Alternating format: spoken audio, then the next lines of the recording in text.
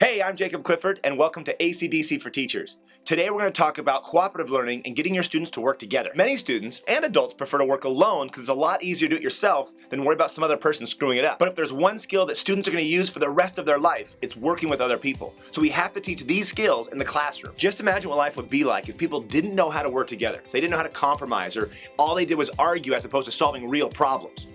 Yeah, tell me about it. But here's the best part. If you train your students to work together, it makes your job easier and the students learn more. Let's say I was teaching some super difficult concept and only about 6 of the students really understood it. The other 30 had no clue. If those 6 students can help the other students get it, that makes me, the teacher, 6 times more productive. With huge classes, I don't have time to go to each individual student, so I have to find a way to get students to work together to learn the material. And that's cooperative learning. And it's one of the most effective teaching strategies for any age group. But you can't expect the students to have teamwork skills. You gotta train them. You remember that TV show The Smurfs from the 1980s? Well, what was Brainy Smurf like? He was an obnoxious know-it-all that would brag about how smart he was, even though he usually screwed things up. And sometimes in your class, that's exactly what you have. You have these students that yell out the right answer or point out insignificant errors, or they just think they're all smarter than everybody else. So another reason to train your students to work collaboratively is to convert all your Brainy Smurf students into Papa Smurfs. Papa Smurf wasn't a know-it-all. He knew it all. He was helpful and he was humble. So basically, you're gonna convert these students that can sometimes be liabilities into assets. So here's some strategies to get your students to work together. Strategy number 1 is to start the year with team building activities. Students that start the year with activities like these are more likely to work together when you switch over to more academic stuff,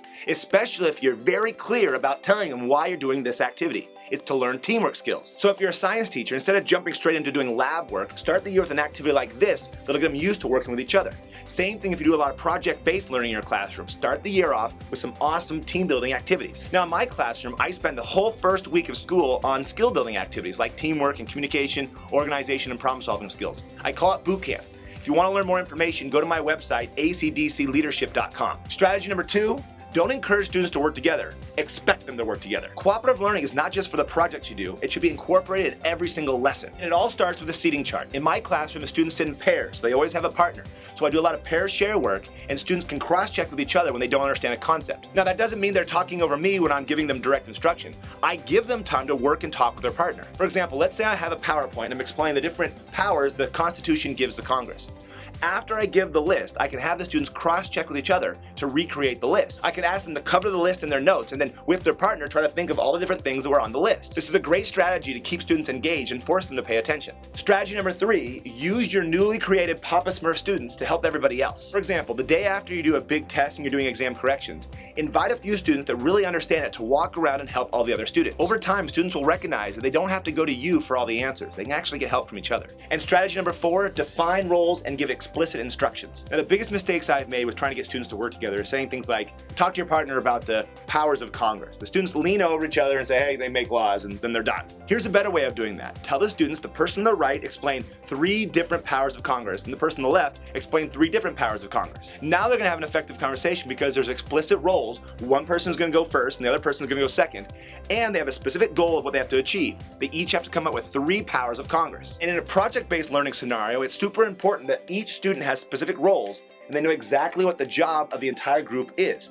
If you don't set it up right, students are going to get angry and upset, and it's going to ruin the whole idea of cooperative learning. Now there's one more cooperative learning strategy I want to share with you, and it helps students review last week's lesson or yesterday's lesson, but I'm running out of time, so I have to share with you next week. Now if you like these videos, make sure to subscribe and leave a comment below and share them with another teacher. I'll keep making these videos if people keep watching them. Come back next week for more strategies to help make your classroom awesome. Thanks for watching. So right now I'm at the airport in Fort Smith, Arkansas, and I did a workshop for the teachers at Sallisaw, Oklahoma. What do the folks at Sallisaw think about my workshop, huh? And that's where the teaching strategy of the week comes from. There's this teacher there, she's a Spanish teacher, and her name is Mrs. Hawkins, and she does this awesome activity where she has students make piñatas. I got a chance to go in her room and see the different piñatas, and it's awesome. Now obviously making a piñata doesn't make you speak Spanish any better, but it does develop classroom community. So I want you to ask yourself, is there something that you have your students make that you leave up in the classroom so next year's students can see them and they get inspired to be a part of your class? So if you have an idea for the strategy of the week, go ahead and give me an email or leave a comment below.